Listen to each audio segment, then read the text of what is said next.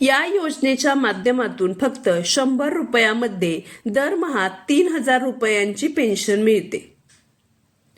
Hi hello नमस्कार, आपल्या सर्वांचे महत्त्वाची माहिती या चॅनेलवरती मनापासून स्वागत आहे। आज आपण सदर व्हिडिओच्या माध्यमातून महत्त्वपूर्ण बातमी घेऊन आलेलो आहोत। परंतु जर आपण पहिल्यांदाच या चॅनेलवरती आला असाल तर अशाच नवनवीन व महत्त्वपूर्ण माहितीसाठी आपल्या चॅनलला फॉलो करा।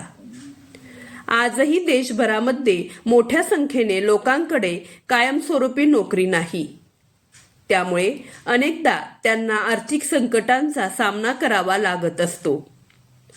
ही समस्या लक्षात घेऊन शासनाने प्रधानमंत्री श्रमयोगी मानधन योजना सुरू केलेली आहे।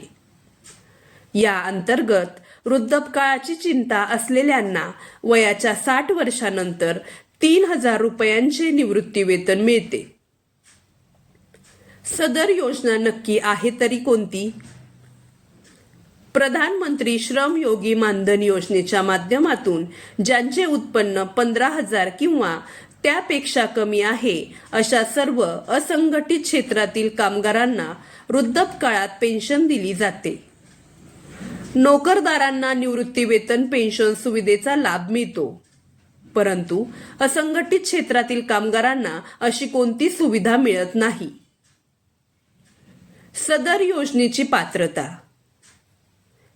पीएम श्रमयोगी मानधन योजनेचा लाभ असंघटित क्षेत्रातील कामगार जसे की रिक्षा चालक, मोची, शिंपी, मजूर, वीटभट्टी कामगार, दैनंदिन सफाई कामगार, गवंडी, घरकाम करणारे, भाजी विक्रेते इत्यादींना मिळू शकतो। जर तुम्ही देखील या योजनेचा लाभ घेण्यास पात्र असाल तर तुम्हाला या योजनेअंतर्गत अर्ज करावा लागेल। असंघटित म्हणजे ज्या भागात रोज कमवण्याची व खाण्याची व्यवस्था चालते। निश्चित पगार, निश्चित रजा किंवा पेन्शन नाही। प्रधानमंत्री श्रमयोगी मानधन योजनेचा लाभ फक्त अशा लोकांनाच मिळेल जे EPFO, NPS, ESIC सारख्या योजनांचा लाभ घेत नाहीत। सदर योजनेच्या माध्यमातून कोणाला किती पेन्शन मिळेल?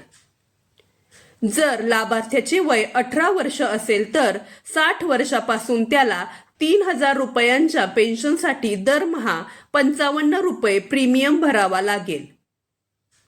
जर लाभार्थ्याचे वय 29 वर्ष असेल तर त्याला 60 वर्षाच्या वयापासून 3000 रुपये पेन्शनसाठी दरमहा 100 रुपये प्रीमियम जमा करावा लागेल।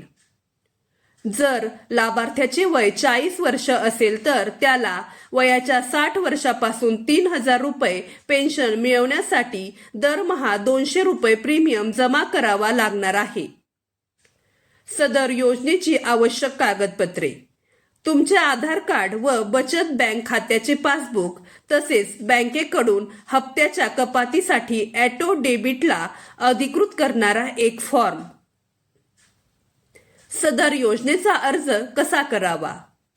जर तुम्हाला या योजनेसाठी अर्ज करायचा असेल तर तुम्ही कॉमन सर्व्हिस सेंटरला जाऊन भेट देऊन PMSYM योजनेसाठी अर्ज करू शकता किंवा तुम्ही LIC, EPFO किंवा ESIC कार्यालयात नोंदणी करून वयाच्या 60 वर्षानंतर 3000 रुपयांचे मासिक निवृत्ती वेतन मिळवू शकता।